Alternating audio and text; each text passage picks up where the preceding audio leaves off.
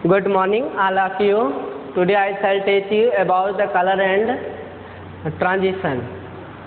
जैसा कि मैं आपको आज कलर और ट्रांजिशन पढ़ाऊंगा, लेकिन इसके पहले सुबह का नमस्कार हम सभी को।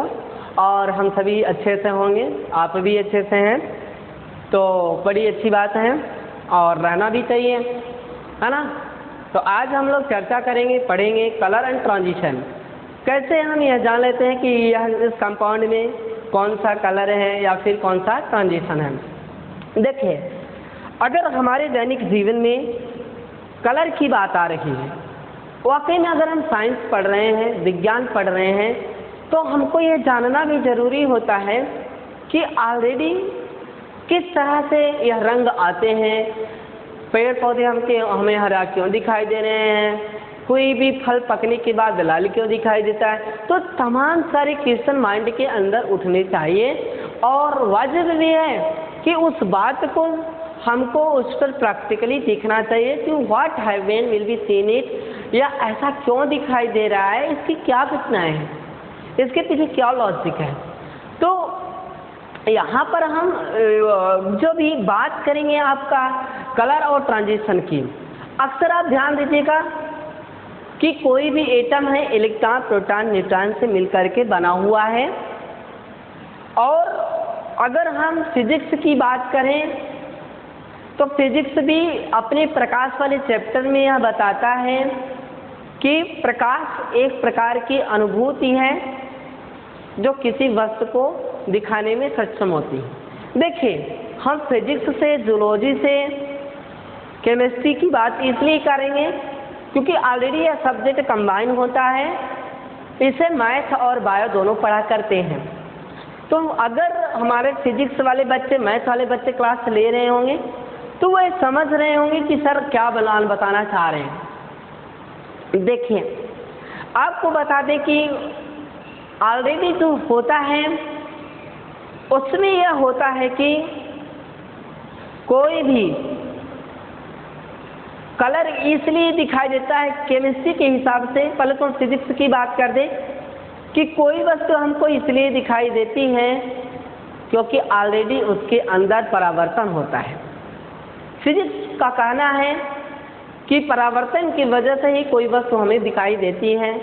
उस वस्तु के ऊपर प्रकाश पड़ता है, फिर वहाँ से वो रिफ्लेक्ट होकर के हमारे पास आता है, और जैसे ही वह हमारे पास आता है तुरंत वह हमें वह वस्तु दिखाई देती है।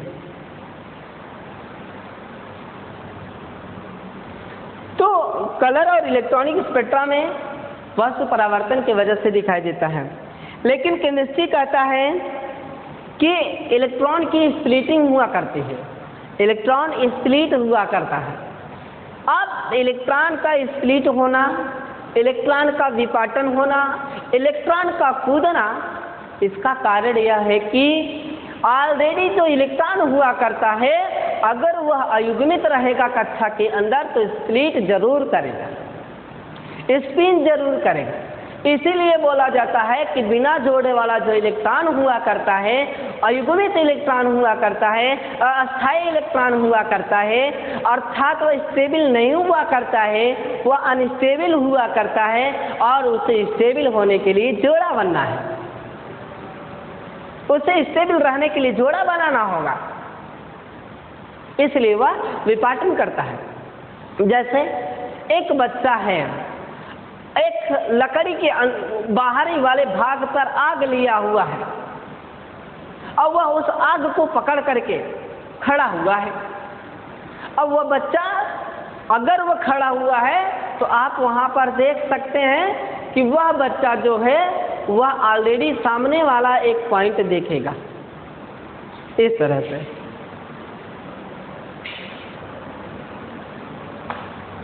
तो आप देख सकते हैं कि रिफ्लेक्शन ऑफ लाइट की वजह से कोई भी वस्तु हमको दिखाई देती है। अब यहाँ पर बात यह आ रही थी कि वह बच्चा लकड़ी को लेकर के ऐसे पकड़ा हुआ है, सामने वाले को क्या दिखाई दे रहा है कि वह ईंधन लगा हुआ एक बिंदी है। लेकिन यदि वह बच्चा इस लकड़ी को इस तरह से घुमाए तो आप वहाँ पर यह देखेंगे कि ऑलरेडी आपको एक व्हील, एक चक्र दिखाई देगा, गाँव में जिसे लुक्कारी कहते हैं। तो आपने देखा कि जैसे फैन चल रहा है तो फैन को क्या दिखाई देता है, एक रिंग दिखाई देता है। तो यही मैटर है कि ऑलरेडी वो उसे घुमा रहा है, तो इलेक्ट्रॉन जिस कलर का होगा, जो चीज़ें हमको उस तरह से दिखाई दे रही है उसमें उस तरह के इलेक्ट्रॉन है, वो रिफ्लेक्ट हो रहे हैं। रिफ्लेक्ट होने की वजह से वो हमको दिखाई दे रहे हैं उस कलर के। तो इसका मतलब ये हुआ किसी चीज़ का रिफ्लेक्ट होना, अपनी कक्षा से दूसरी कक्षा में कूदना, एक कक्षा से, क्योंकि आपने पढ़ा है कि इलेक्ट्रॉन हमेशा अपनी कक्षा में कूदता रहता है, ऑर्बिटल में कूदता रहता है, और वह उस कक्षाओं में से हाइयर एनर्जी लेवल से लोअर एनर्जी लेवल में, लोअर एनर्जी लेवल से हाइयर एनर्जी लेवल में स्प्लिटिंग करता रहता है। आपने इस तरह इसको पढ़ा हुआ है कि नहीं?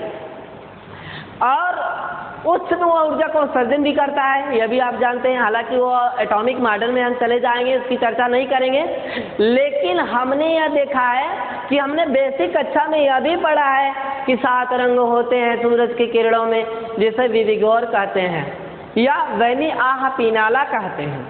विविगोर कहते हैं या फिर क्या कहते हैं, वैनी आह पीनाला कहते हैं।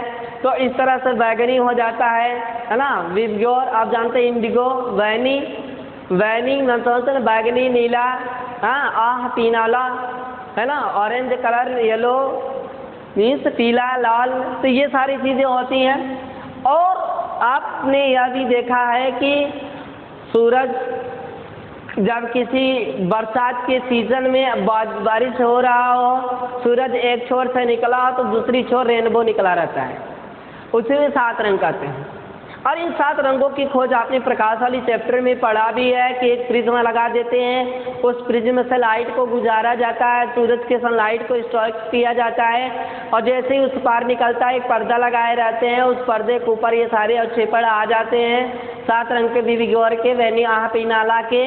तो आप कहते हैं, तो बाद में ये पता चला नहीं भैया नहीं, सूरज के अंदर 7 रंग नहीं है, बल्कि यह अपने ही प्रिज्म के तहत ये निकला हुआ। तो एक उल्टा प्रिज्म लगा देते हैं, 7 रंग उतने से गुजार देते हैं, तो बाद में जो पर्दे के पीछे बनता है वो सफ़ेद कलर बन जाता है।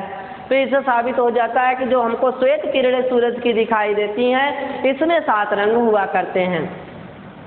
तो हम यह कैसे जानेंगे कि कौन सा एटम किस तरह का ऑलरेडी मीन्स कौन सा एटम किस तरह का रंग देगा और क्यों देता है?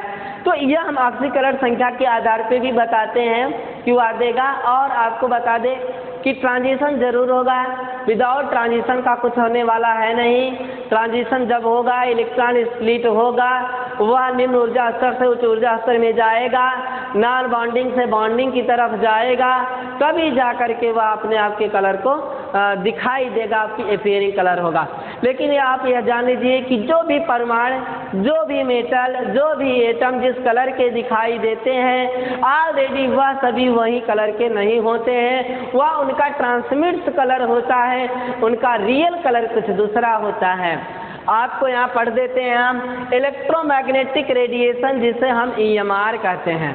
देखिए भाई, कलर एंड इलेक्ट्रॉनिक स्पेक्ट्रम में सबसे बड़ा रोल अगर किसी का है तो वह हमारे स्पेक्ट्रम की है।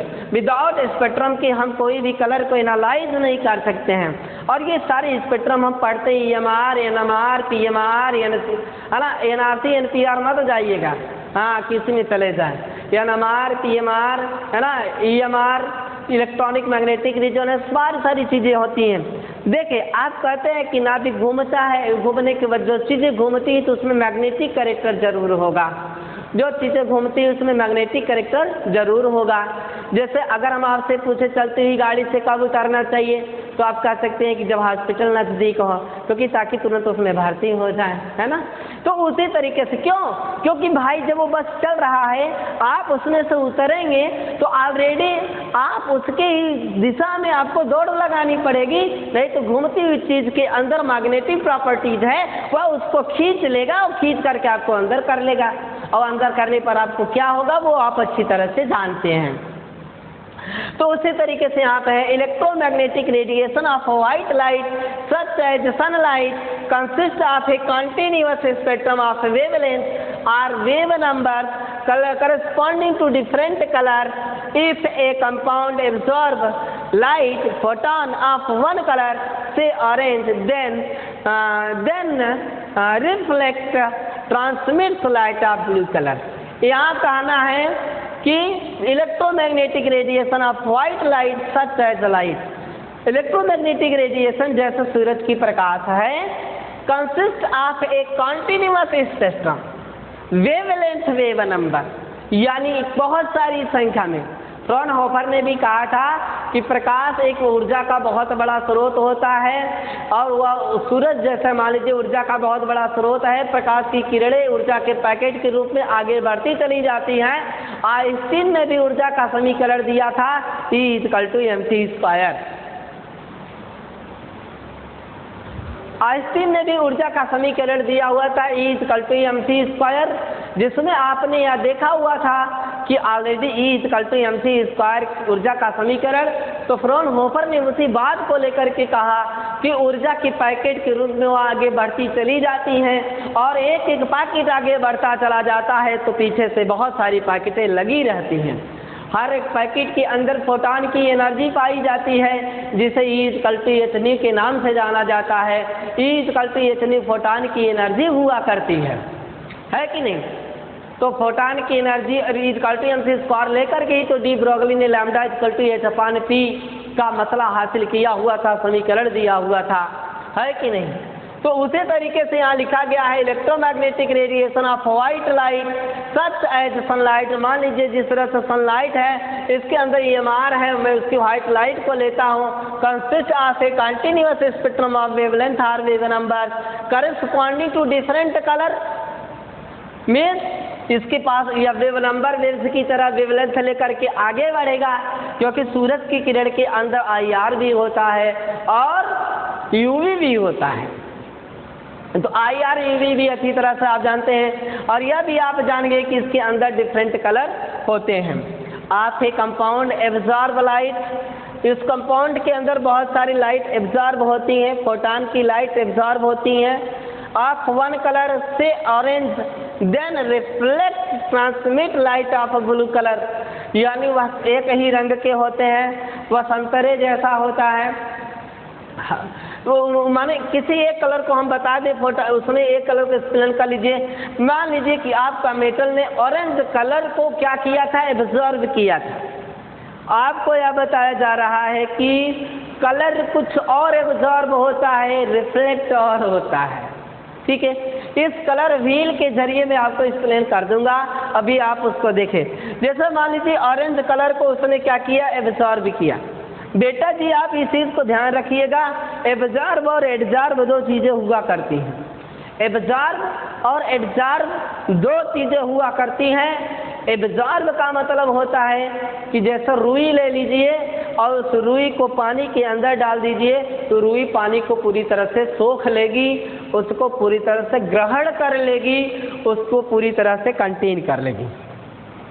तो एब्जॉर्ब और एडजॉर्ब में अंतर होता है। एब्जॉर्ब का मतलब होता है कि वह पानी को अंदर ले लेता है, और एडजॉर्ब का मतलब होता है कि अगर रुई आप ले लीजिए और किसी चाक को अच्छी तरह से पीस लीजिए, और पीसने के बाद उसमें अगर आप लगाइए तो चाक देखेंगे कि रुई के चारों तरफ पेरिफेरेबली तरीके से उसके ऊपर लग जाएगा। इसे एडजॉर्ब कहते हैं। परिमाण और परिणाम जो चीज़ें होती हैं, परिमाण जो होता है वह किसी चीज़ का लंबाई, चौड़ाई, ऊंचाई होता है, जो सदिश और अदिश राशियों में यूज होता है। और परिणाम जो चीज़ें होती हैं वह किसी चीज़ का नतीजा होता है। जैसा आपने परीक्षा दिया, उसके बाद आप पास हुए कि फेल, यही आपका नतीजा है। तो उसी तरीके से यहाँ पे लिखा गया है electromagnetic radiation of white light such as sunlight consist of a continuous spectrum of wavelength और wave number corresponding to the different colors. If a compound absorb light photon of one color, say orange, then reflect transmit light of the blue color. इनका कहना है कि जो colour दिखाई दे रहा है ठीक इसी का उल्टा वह प्रकाश की किरणों से उस कलर को एब्जॉर्ब कर रहा है। आप ये जानते हैं पौधे मुझे हरे दिखाई देते हैं, जूलॉजी कहता है, बॉटनी कहता है कि उसमें क्लोरोफिल होता है, लेकिन हमारा केमिस्ट्री तो कहता है कि वह ट्रांसमिट कलर कर रहा है हरे कलर को, इसलिए वह मुझे हरा दिखाई दे रहा है। आपको बता दें, सूरज की किरणों का जो भी परसेंटेज पौधा लेता है लगभग 85-86% लेता है। उस 85-86% में पौधा मात्र 5% ही अपने क्लोरोफिल बनाने में यूज करता है, अपना भोजन बनाने में यूज करता है, फोटोसिंथेसिस बनाने में यूज करता है। पौधा अपनी जड़ों की सहायता से पानी को ऊपर एब्जॉर्ब करता है, मनुष्य आदि जंतुओं के द्वारा CO2 को लेता है। In the presence of sunlight की उपस्थिति में वह ग्लूकोज बना लेता है और इस तरीके से उसका फोटोसिंथेसिस होता है, इसका भोजन का निर्माण होता है। उसके अंदर ग्रेनम पाए जाते हैं, ग्रेना पाए जाते हैं और यह ग्रेना एक दूसरे के साथ स्टेमिना के द्वारा जुड़े रहते हैं और रात को इनके स्टेमेटा बंद हो जाते हैं, इनके भोजन उसी ग्रेना के अंदर पड़े रहते हैं। तो ये सारी चीज़ें होती हैं। आप यहाँ पर देख सकते हैं, मैं आपको एक कलर व्हील बनाया हुआ हूँ। जैसे मान करके चलिए कि आप ब्लू कोई चीज़ दिखाई दे रहा है, तो इसका मतलब वो एब्जॉर्ब क्या कर रहा है, ऑरेंज। यानी वह मेटल अगर नीला दिखाई दे रहा है तो इसका मतलब है कि वह ऑलरेडी ब्लू कलर को ट्रांसमिट कर रहा है, तो ऑरेंज कलर को एब्जॉर्ब कर रहा है। पौधा अगर नीला दिखाई दे रहा है तो इसका मतलब यह निकल रहा है कि ऑरेंज कलर को वह एब्जॉर्ब कर रहा है और ब्लू कलर को वह ट्रांसमिट कर रहा है। अगर वह ग्रीन कलर का दिखाई दे रहा है तो इसका मतलब रेड कलर को एब्जॉर्ब कर रहा है और वह ग्रीन दिखाई दे रहा है। अगर वह येलो कलर का दिखाई दे रहा है, इसका मतलब कि वह वायलेट कलर को एब्जॉर्ब कर रहा है, इसलिए येलो कलर को वह ट्रांसमिट कर रहा है। अगर वह वायलेट दिखाई दे रहा है तो इसका मतलब येलो कलर को ऑब्जर्व कर रहा है, वायलेट कलर को ट्रांसमिट कर रहा है। तो यह चीज़ें आपको ऑलरेडी पढ़नी चाहिए, आपको इन चीज़ों पर ध्यान देना चाहिए और यह चीज़ें बहुत ही इंपॉर्टेंट है। कलर कैसे करेंगे, ट्रांजिशन होना बहुत ज़रूरी है, विदाउट ट्रांजिशन का यह हो नहीं सकता। लेकिन एक चीज़ आपको हम और बता दें कि जिसका ऑक्सीडेशन नंबर 0 हो जाए या +1 हो जाए, यह सभी लोग कलरलेस हो जाएंगे। क्या हो जाएंगे? ये सभी कलरलेस हो जाएंगे। जिसका 0 हो जाए या +1 हो जाए वह सभी क्या हो जाएंगे? कलरलेस हो जाते हैं। बाकी आपको हम बता दें जिसका +2 हो जाए, +3 हो जाए, +4 हो जाए, +5 हो जाए, +6 हो जाए और +7 हो जाए, ये सारे लोग कलर को इंडिकेट करेंगे। जैसे जिसका +2 हो गया वह आपको ब्लू कलर दिखाई देगा, लेकिन यह मान करके चलिए कि अगर वह ब्लू कलर का है तो एब्जॉर्ब कैसा कर रहा है? ऑरेंज कलर को एब्जॉर्ब कर रहा है। अगर जिसका +3 है, ग्रीन कलर का दिखाई दे रहा है, तो ग्रीन कलर का दिखाई देने का मतलब यह हुआ कि वह रेड कलर को एब्जॉर्ब कर रहा है और वह जो ट्रांसमिट कर रहा है वह ग्रीन हो रहा है। यदि वह येलो कलर का दिखाई दे रहा है तो इसका मतलब कि वह वायलेट कलर को एब्जॉर्ब कर रहा है और येलो कलर को ट्रांसमिट कर रहा है। तो छात्रों, बहुत ही अच्छा चैप्टर है, बहुत ही बेहतरीन चैप्टर है और बहुत ही समझने की बात है। यह चैप्टर सेकेंडरी और थर्ड ईयर के लिए बड़ा ही अहम, बड़ा ही यूजफुल है। आप इसे राइट कर लीजिए।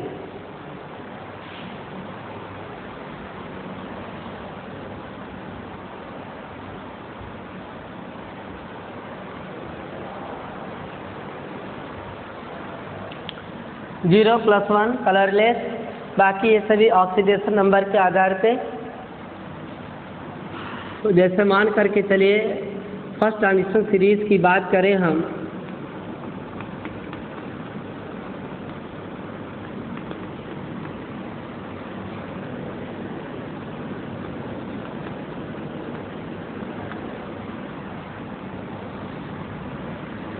already you know that about the first transition series,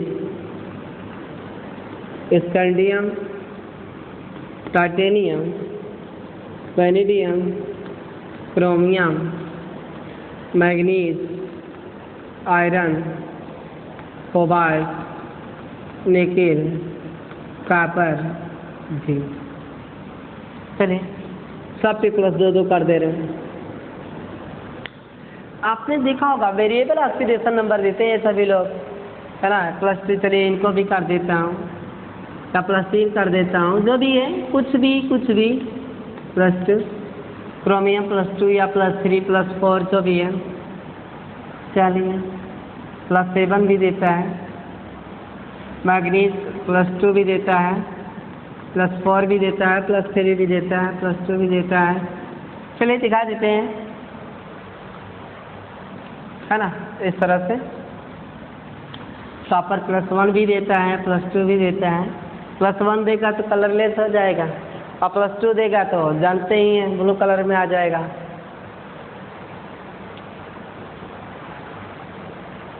ठीक है, जैसा मान लीजिए आपको दे दिया TiH2O का होल 6 3+, क्या दे दिया उसने? दे दिया TiH2O का होल 6 3+, और यह पूछ रहा है कि आप इसे एक्सप्लेन करिए कि यह कलरलेस है कि कलर्ड है, और कलर है तो फिर कौन सा कलर है ना भाई।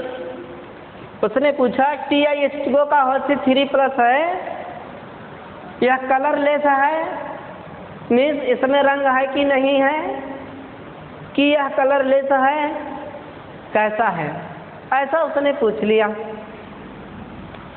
तब इसके लिए आप क्या करें, कैसे एक्सप्लेन करें? तो ऐसी स्थिति में आपको करना क्या होगा कि सबसे पहले आप इसका ऑक्सीडेशन नंबर निकालेंगे। अब यहाँ पर देखिए इसका ऑक्सीडेशन नंबर निकाल करके, तो H2O क्या है? न्यूट्रल मॉलिक्यूल है, और जब यह न्यूट्रल मॉलिक्यूल है तो ऑलरेडी क्या हो जाएगा? स्कैंडियम का टाइटेनियम 22 होता है, 22 टाइटेनियम +3, तो ऑलरेडी यह आर्गन हो गया 4s0, और 3d2 का मतलब 3d1, 1 आ गया, है कि नहीं? क्या आ गया? 1। लेकिन अभी इस एक से नहीं मतलब है, हमसे इससे मतलब है। तो जब +3 आ रहा है तो कैसा होगा? Green colour. कैसा कलर होगा? ग्रीन। अब जब कोई चीज़ ग्रीन में है, अपीयरेंस ग्रीन में है, तो ट्रांसमिट कैसा करेंगे? एब्जॉर्ब कैसा कर रहे हैं? रेड एब्जॉर्ब कर रहे हैं ना, क्योंकि कोई चीज़ ब्लू दिखाई दे रही है तो एब्जॉर्ब क्या की थी? ऑरेंज।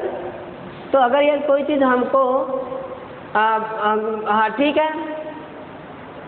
है, ग्रीन अगर दिखाई दे रही है, ग्रीन दिखाई दे रही है तो एब्जॉर्ब क्या कर रही है? ऑरेंज। या ऑरेंज दिखाई दे रही तो ट्रांसमिट क्या करेगी? ग्रीन। तो ये तरीका होता है। तो सबसे पहले जो आपको कोई कोऑर्डिनेशन कंपाउंड दिया रहेगा, या जो भी आपको कॉम्प्लेक्स दिया रहता है, उसमें ऑलरेडी आपको यह देखना होता है कि उसका ऑक्सीडेशन नंबर क्या है। उस आधार पर इस कलर व्हील के जरिए हम उसके कलर को निर्धारित करते हैं। लेकिन आपको बता दें कि किसी भी चीज़ का कलर ट्रांजिशन की वजह से ही आता है। ट्रांजिशन बोले तो कलर। और आपने देखा है कि डी ब्लॉक के जितने भी एलिमेंट होते हैं, जिन्हें हम ट्रांजिशन एलिमेंट कहते हैं, यह सभी कलरफुल होते हैं। और कलरफुल होने का कारण उनका यही है कि ऑलरेडी उनका डी कोष जो है बाहरी, वह या तो पूरी तरह से खाली है या तो फिर पार्शली फिल ऑफ इलेक्ट्रॉन है। इस वजह से वो क्या है? कलरफुल है। तो ट्रांजिशन एलिमेंट आपके सारे ट्रांजिशन मेटल आते हैं जो कलर में होते हैं। ट्रांजिशन होता क्या है इसको हम आपको बता दें। आपको हम यह बता दें कि बांड जो होते हैं वह 4 प्रकार के होते हैं। मेजर पॉइंट में बांड, कुछ लोग मेजरिंग पॉइंट में बांड की बात करें तो 3 ही तरीका आएगा कि कुछ मेटल तो बांड बना लेते हैं जिन्हें हम BMO कहते हैं, बाइंडिंग मॉलिक्यूलर ऑर्बिटल कहते हैं। और कुछ लोग बांड नहीं बनाते हैं जिसे हम नॉन बॉन्डिंग कहते हैं, NBMO कहते हैं। और कुछ लोग उसका उल्टा चलते हैं जिसे हम ABMO कहते हैं, एंटी बॉन्डिंग मॉलिक्यूलर ऑर्बिटल कहते हैं। तो ये सारी चीज़ें BMO, NBMO और ABMO के तहत हम उसके मान को निकालते हैं। आपने ये देखा। तो जैसे हम BMO की बात करें, बॉन्डिंग मॉलिक्यूलर ऑर्बिटल BMO, जिसे हम क्या कहते हैं? बॉन्डिंग मॉलिक्यूलर ऑर्बिटल जिसे हम DMO कहते हैं, इसको हम नीचे मान लेते हैं ग्राउंड स्टेट में है। उसके बाद या इसे हम देखिए बॉन्ड में भी सिग्मा आता है, पाई आता है, नॉन बॉन्डिंग एंड DMO हो जाएगा। एंटी बॉन्डिंग जब चलने लगेंगे तो हम स्टार लगा देते हैं। जैसे आप जानते ही हैं, हम एंटी बॉन्डिंग के केस में कह सकते हैं कि आपका पाई स्टार सिग्मा स्टार हो सकता है, ठीक है।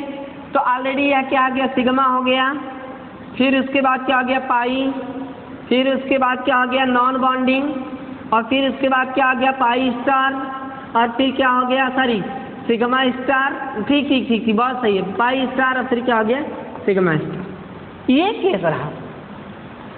तो बॉन्ड तो तब बनता है जब दोनों की ऊर्जा स्तर समान हो।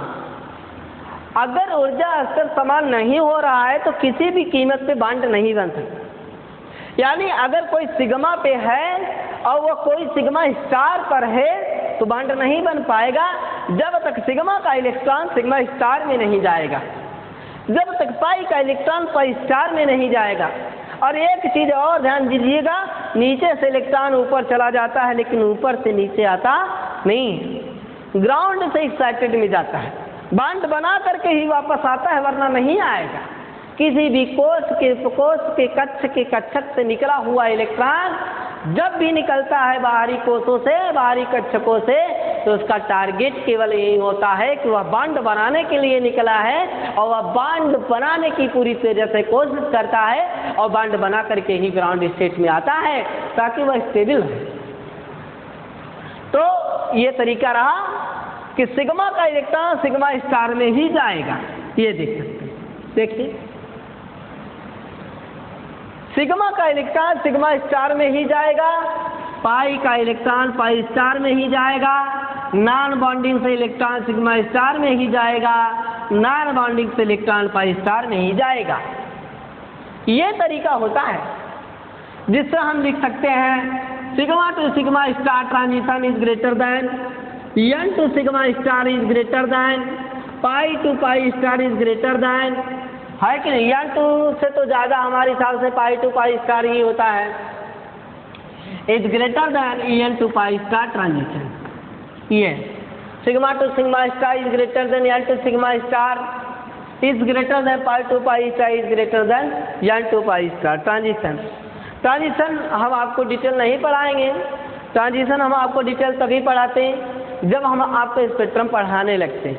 हालांकि मैं यहाँ पे एक्सप्लेन करूँगा T2G EG के तहत किस तरीके से आगे कलर आता है और कैसे इसके कलर को एक्सप्लेन करते हैं, और इसे राइट कर लीजिए, फिर मैं आज को आगे बढ़ाऊँ।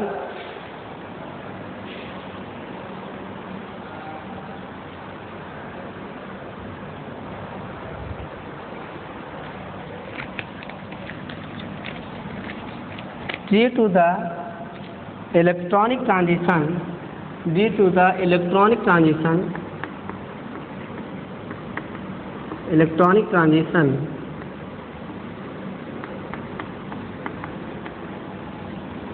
from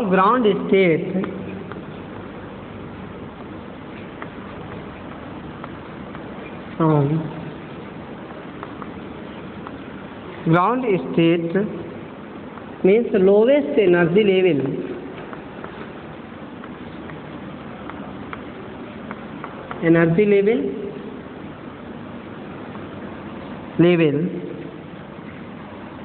to the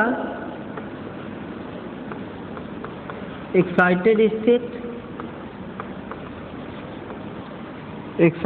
state higher energy level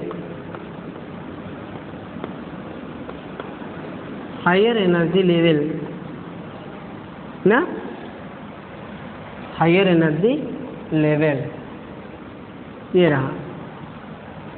आप यहाँ पे देख सकते हैं, मान लीजिए कि यह आपका क्या हो जाए E1 है ना, क्या हो जाए E1 that is ground state, और फिर आपका यह क्या हो जाए E2 that is excited state. ये क्या हो जाए ग्राउंड स्टेट और ये क्या हो जाए एक्साइटेड स्टेट। तो यह क्या होगा, H new light absorption, light absorption, light absorption क्या हो जाएगा। तो यहाँ पर क्या हो जाएगा कि इफ द यहाँ पे डेल ई बराबर E2 माइनस E1 बराबर एच न्यू बराबर एच सी का बटा लैम्डा बराबर H C nu bar equal to 1 by lambda. ठीक है, वेयर आप ये जानते ही हैं अच्छी तरह से, है ना, राइट।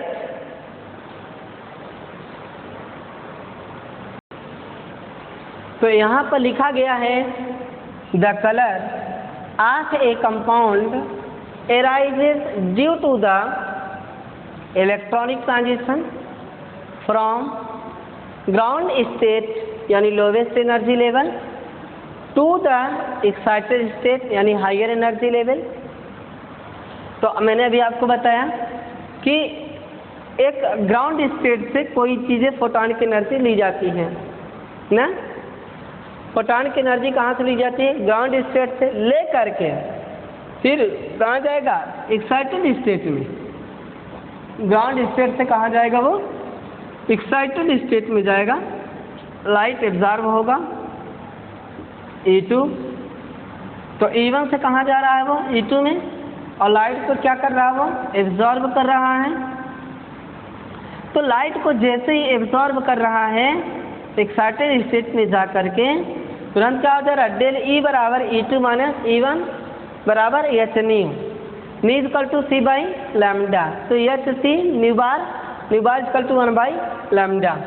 तो यह हो गया आपका del E equal to E2 minus E1 बराबर एच न्यू बराबर एच सी का बटा लैम्डा बराबर H C nu bar equal to 1 by lambda ना। तो इस चीज़ को ध्यान देना है कि तो 1 बाई लैम्डा हो गया, जहाँ पे आप जान सकते हैं वेयर, है ना, एच इक्वल टू प्लॉन्क कांस्टेंट, प्लॉन्क का कांस्टेंट, वेयर एच क्या है, प्लॉन्क कांस्टेंट है जिसका मान 6.63 गुणते 10⁻⁻34 joule mole joule kilo mole inverse, JK mole inverse, ये जेके मोल इनवर्स ना, एच बराबर एप्सिलॉन ई क्या है, मोलर एब्जॉर्प्टिविटी है, मोलर एब्जॉर्प्टिविटी ये है ना। सी क्या है, वेलोसिटी ऑफ लाइट है, सी क्या है, वेलोसिटी ऑफ लाइट 3 गुणते 10⁸ मीटर प्रति सेकेंड, मीटर प्रति सेकेंड है, ये है कि नहीं। V equal to V bar equal to wave number है, ये वेव नंबर है ना, और लैम्डा क्या है, वेवलेंथ है, क्या है ये, वेवलेंथ है। तो ये रहा आपका मीन्स किस तरह से हम लोग निकालते हैं। और आपको बता दें कलर एंड इलेक्ट्रॉनिक स्पेक्ट्रा में बहुत सारे वैज्ञानिक ने भी अपना अपना रोल दिया हुआ है। कलर एंड इलेक्ट्रॉनिक स्पेक्ट्रा में बहुत सारे वैज्ञानिक जैसे बियर सला आता है, लैम्बर्ट सला आता है, या बहुत सारी चीज़ें आती रहती हैं कलर एंड इलेक्ट्रॉनिक स्पेक्ट्रा में। तो कलर एंड इलेक्ट्रॉनिक स्पेक्ट्रा के तहत हम लोग इसको एक्सप्लेन करते हैं, इसको हम जान लेते हैं कि किस तरह से ये होगा। और इसको ऑलरेडी हम बारी से लैम्बर्ट बीयर लैम्बर्ट लॉ अभी आपको दिखाते हैं। बीयर लैम्बर्ट लॉ में क्वेश्चन भी पूछता है, मोनोक्रोमेटिक रेडिएशन पूछा था सन 2013 में JRF में, है ना, उसमें पूछा था कैसे थीम लिया हुआ था उन्होंने, तो मोनोक्रोमेटिक रेडिएशन लिया हुआ था, है ना। तो ये सारी चीज़ें आपको जानकारी होनी चाहिए। राइट कर लीजिए, है कि नहीं। यहाँ पे लिखा हुआ है the colour of a compound arises due to the electronic transition from ground state to the lowest energy level to the excited state higher energy level. यानी कलर जो कंपाउंड होते हैं वह ऑलरेडी कलर देते हैं ट्रांजिशन की वजह से। जब उनकी एनर्जी जो होगी वह ग्राउंड स्टेट से कहाँ जाएगी, एक्साइटेड स्टेट में। आपको एनर्जी इसलिए कहा जा रहा है क्योंकि इलेक्ट्रॉन एक प्रकार की ऊर्जा ही तो होती है। तो del E equal to E2 minus C1 बराबर H न्यू बराबर SC by lambda, SC nu bar V bar equal to 1 by lambda. फिर H इक्वल टू कांस्टेंट 6.63 गुणित 10 घाते minus 34 JK mole inverse. T equal to molar absorptivity, C equal to velocity of light 3 गुणित 10 घाते 8 metre पर second, V bar equal to wave number, lambda equal to wavelength. तो ये सारी condition है, इसको आप ना भूलिएगा। अब इसके बाद हम आपको अभी बीयर लॉ को दिखाते हैं कैसे उन्होंने दिया हुआ था। राइट कर लीजिए।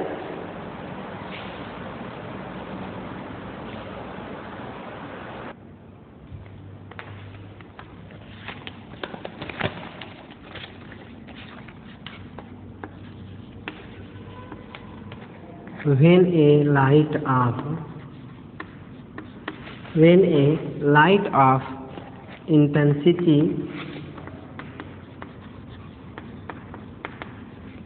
light of intensity I naught a given wave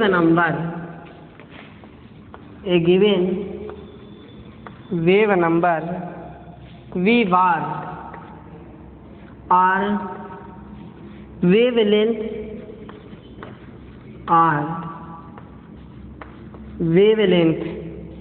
passes through a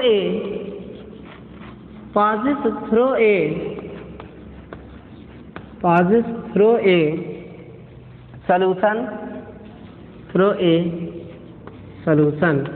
किसी सॉल्यूशन से किसी लाइट को इंटेंसिटी ऑफ लाइट पास की जा रही है कि नहीं। Solution the light transmit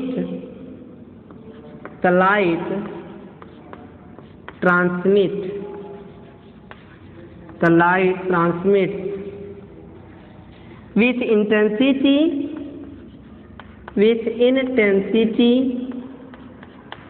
intensity I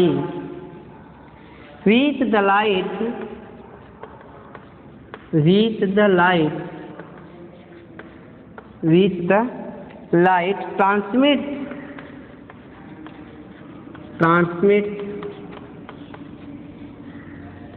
is lower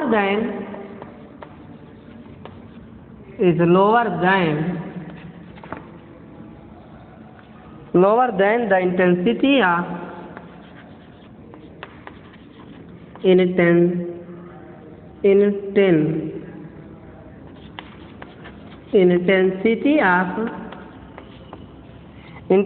of incident light I naught। इन्होंने एक फार्मूला दिया हुआ था A equal to log I not बटा I इक्वल टू ELC। ऐसा उन्होंने एक फार्मूला दिया हुआ था जहाँ पर उन्होंने लिखा है A इक्वल टू एब्जॉर्बेंस, ठीक है। E equal to molar एब्जॉर्बिविटी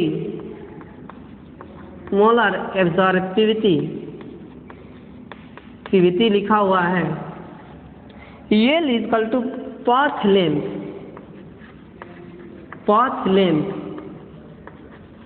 and C equal to velocity of light. Okay, यह था आपका किस तरह से वह करना है। आप यहाँ पर देख सकते हैं, यहाँ पर दिया हुआ है कि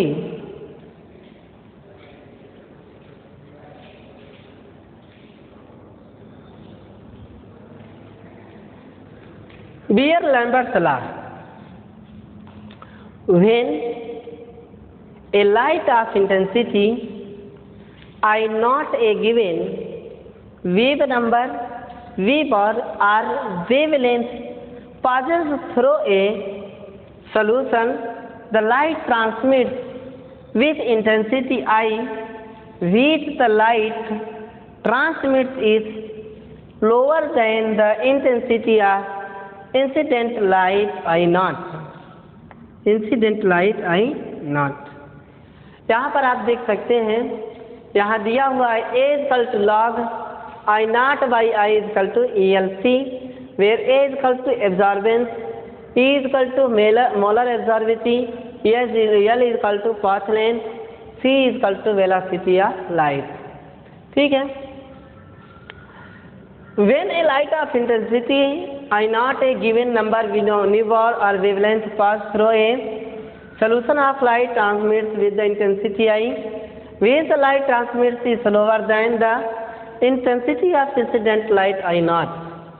यानी आप देखते होंगे, कोई सॉल्यूशन ले लीजिए ऐसे, ठीक है, क्या ले लीजिए, सॉल्यूशन ले लीजिए। अब इस सॉल्यूशन के अंदर जैसे ही आप लाइट को पास कराएंगे, क्या कराएंगे, लाइट को पास, सॉल्यूशन के अंदर जैसे ही आप लाइट को पास कराते हैं, आप यह पाएंगे कि लाइट के पास से गुजरने वाली किरणें इसको स्कैटर्ड कर देगी, एक प्रकार की लाइट आई। ज़रा में पूछा भी गया था, थिन लेयर लिया जाता है, मोनोक्रोमेटिक रेडिएशन लिया जाता है। जब भी बीयर-लैम्बर्ट लॉ आपको समझाया जाएगा, सबसे बड़ी अहम बात है कि मोनोक्रोमेटिक एक रंगीय पदार्थ लिया जाएगा, मोनोक्रोमेटिक रेडिएशन लिया जाएगा। ऐसा नहीं कि बहुत सारे रेडिएशन लिए जाएंगे आपको, ना, मोनोक्रोमेटिक रेडिएशन एक कलर का। और यह क्वेश्चन बहुत से पूछता भी है कि बीयर-लैम्बर्ट ने किस प्रकार का लाइट लिया हुआ था, क्योंकि मोनोक्रोमेटिक रेडिएशन या तो येलो ले लीजिए या तो ऑरेंज ले लीजिए, लेकिन एक प्रकार का रेडिएशन आपको गुजारना है। तो when a light of intensity I not a given wave number nu bar or wavelength passes through a solution, the light transmits with the intensity I, with the light transmits is lower than the intensity of incident light I naught। मान उनका कहना है when a light of intensity I naught, मान लीजिए कि कोई light जो मैं उसको पास कर रहा हूँ किसी सोल्यूशन के थ्रू, उसकी इंटेंसिटी आई नॉट है, आई नॉट है कि नहीं, a given wave number V one or wavelength pass through a, I कर दीजिएगा, आई नॉट नहीं, I a given wave number nu one or wavelength pass through a solution, the light transmit with the intensity I. चलिए ठीक था, I naught, यहाँ I आया है, transmit with the intensity I, which the light transmits is lower than the intensity of incident light I naught। समझ रहे हैं, में इंटेंसिटी आई नॉट है, एक लाइट आई नॉट इंटेंसिटी गुजारा जा रहा है जो ट्रांसमिट कर रहा है आई को, है कि नहीं। तो उन्होंने दिया A equal to log I naught बटा ELC, where A equal to absorbance, E equal to molar absorptivity, L equal to path length, C equal to velocity of light. तो ये रहा आपका बीयर-लैम्बर्ट चला रहा, तो आपको ये बता रहा हूँ मैं, ठीक है।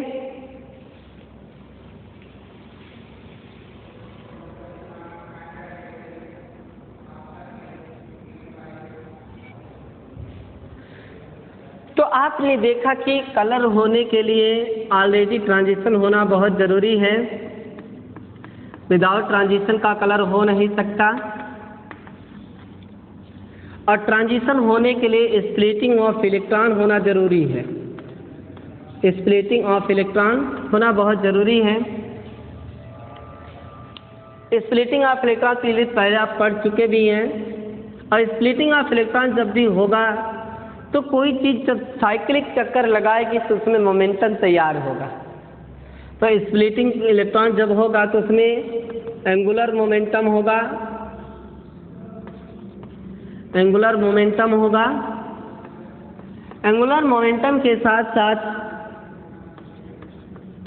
स्पिन एंगुलर मोमेंटम भी होगा। एंगुलर मोमेंटम के साथ साथ भी क्या होगा, स्पिन एंगुलर मोमेंटम भी होगा। Splitting of electron angular momentum होगा, angular momentum spin angular momentum भी होगा। फिर उसके बाद हम यह देखेंगे कि स्पिन एंगुलर मोमेंटम भी होगा, इनका मान भी निकाला जाता है कि कौन कितना मान देता है, कैसे देता है। तो ये सारी चीज़ें आप पढ़ेंगे। लेकिन यह तो क्लियर हो गया कि कलर होने के लिए ट्रांजिशन होना जरूरी है और ट्रांजिशन होने के लिए अनपेयर इलेक्ट्रॉन होना जरूरी है। आपको बता दें कि जब हम रेडिएशन की बात करते हैं, रेडिएशन की जब चर्चा करते हैं हम लोग, तो रेडिएशन के अंदर दो प्रकार के रेडिएशन होते हैं, यू और वी, यू वी और आई वी। रेडिएशन के अंदर दो प्रकार की रेडिएशन होती हैं, यूवी और आईवी होता है। यूवी और आईआर होता है, सॉरी यूवी और आईआर होता है, अल्ट्रावायलेट और infrared.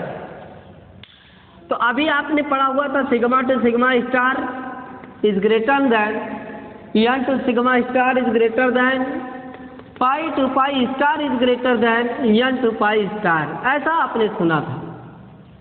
Sigma to sigma star is greater than n to sigma star is greater than, pi to pi star is greater than n to pi star आपने सुना हुआ था। तो जनाब आपको हम बता दें, sigma to sigma star I R देता है, pi to pi star n to pi star UV देता है। क्या देता है? N to pi star UV देता है। तो आई आर ऑलरेडी जहाँ पे हम सिग्मा टू सिग्मा स्टार कहते हैं, यह सैचुरेटेड हाइड्रोकार्बन के लिए है, क्योंकि हाइड्रोकार्बन भी दो प्रकार के होते हैं। या किसके लिए है? सैचुरेटेड हाइड्रोकार्बन के लिए है। N to pi star saturated में है, बट इसके अंदर एक अनपेयर, एक लोन पेयर इलेक्ट्रॉन जरूर होगा। सैचुरेटेड के साथ साथ नॉन बॉन्डिंग इलेक्ट्रॉन क्या होगा? सैचुरेटेड के साथ साथ नॉन बॉन्डिंग इलेक्ट्रॉन होगा, नॉन बॉन्डिंग इलेक्ट्रॉन। यूवी का मतलब अनसैचुरेटेड में होगा। किस में हो जाएगा? अनसैचुरेटेड। ईवी का मतलब क्या हो जाएगा? अनसैचुरेटेड हो जाएगा।